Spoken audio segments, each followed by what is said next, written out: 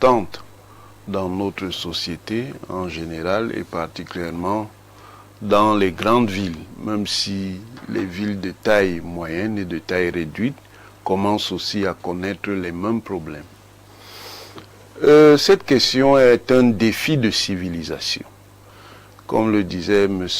Elundu, malheureusement dans notre société, nous nous sommes habitués à vivre avec la saleté et dans la saleté. Et qui vit avec la saleté et dans la saleté n'est pas seulement sale physiquement, il devient aussi sale mentalement et sale moralement. Donc nous sommes donc dans un contexte où nous nous auto-intoxiquons, nous nous auto-empoisonnons aussi bien notre corps que notre esprit. Il faut donc se mettre dans une orientation de désintoxication, de dépollution. Et on a également évoqué aussi bien M. Elundu que M. Limbi Lobé et M. Chi. On a également évoqué la question de l'éducation. Effectivement, l'éducation est fondamentale dans ces deux dimensions. La dimension familiale, communautaire et privée, et puis la dimension citoyenne et républicaine. Cette éducation doit évidemment commencer dans les familles, parce que les familles, dans la quasi-totalité des sociétés humaines, restent les cellules de souche de l'organisation sociale.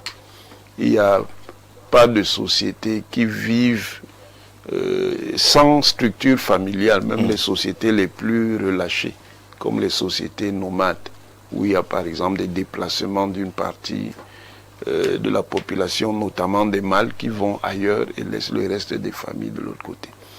L'éducation républicaine et qui commence donc au niveau local, d'où nous devons vraiment prendre au sérieux la décentralisation. Et je suis tout à fait d'accord avec ce que M. Elimbi Lobé dit. Tant que nous ne prendrons pas au sérieux la décentralisation, et ça ce n'est pas seulement l'affaire de l'État, c'est là où je suis en désaccord avec M. Chi, c'est l'affaire de tout le monde. Il n'y aura pas de démocratie sérieuse. La démocratie n'a de sens que quand elle est ancrée profondément au niveau de la communauté.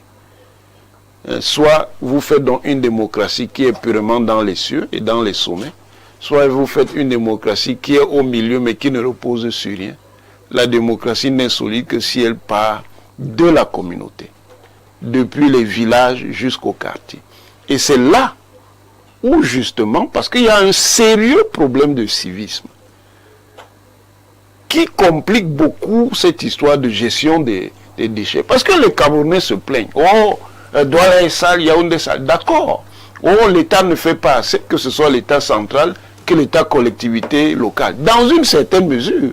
Mais c'est aussi parce qu'ils ne voient pas les contraintes qui se posent à ce niveau. Mais eux-mêmes, les citoyens, qu'est-ce qu'ils font? Est-ce qu'ils ont un comportement qui contribue au moins à réduire les problèmes de déchets? Et puis, il faut donc maintenant, à partir de l'éducation, montrer que ce qui est important, c'est qu'on comprenne qu'on est dans un cycle. On est dans une logique cyclique et circulaire, d'où l'importance de ce qu'on a appelé désormais l'économie circulaire. Ça veut dire que il y a une partie des déchets qui peuvent être recyclés, qui peuvent être transformés. On peut transformer ces déchets en électricité par des méthodes organisées d'incinération. On peut transformer ces déchets en engrais par ce qu'on appelle la valorisation organique, notamment le compostage. On peut transformer ces déchets en d'autres ressources. On peut les transformer en pavés pour faire des routes. On peut les transformer en papier.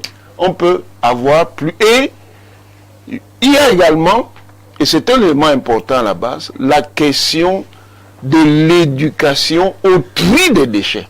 Parce que le désordre... Mais là, la question, professeur, je m'excuse, mais là, la question est celle de la vision de l'État. On le fait ailleurs. Oui. Ça se fait déjà ailleurs. Oui, ce n'est pas seulement l'affaire de l'État. Ce qu'on doit simplement dire... sont seulement ceux qui ramassent les ordures. Non, ce n'est pas simplement... Pour aller les enfouir quelque part. Ce n'est pas simplement l'affaire de l'État. Oui. Mais là où vous avez raison, c'est que l'État doit justement éclairer les citoyens sur l'importance de tout cela. Parce que tout le chaos, entre guillemets, commence dans le mélange de différents types d'ordures. Et ça a des conséquences au niveau physique, c'est que ça accélère la pollution parce que les interactions entre ces différents types d'ordures créent beaucoup de problèmes. Donc il faut déjà trier. Maintenant, en raison de notre organisation urbaine qui est enlacée, qui est entrecroisée, les services en charge de ça ne peuvent pas rentrer au fond des quartiers. Pas du tout. Pas de servitude. Voilà. Parce qu'il y a justement ce problème de servitude. Donc, il faut à la fois développer des méthodes porte à porte quand c'est accessible, et maintenant des méthodes communautaires qui supposent que et les communes et les associations aillent au cœur des quartiers et sensibilisent les gens sur la nécessité de faire ce tri. Et puis donc aussi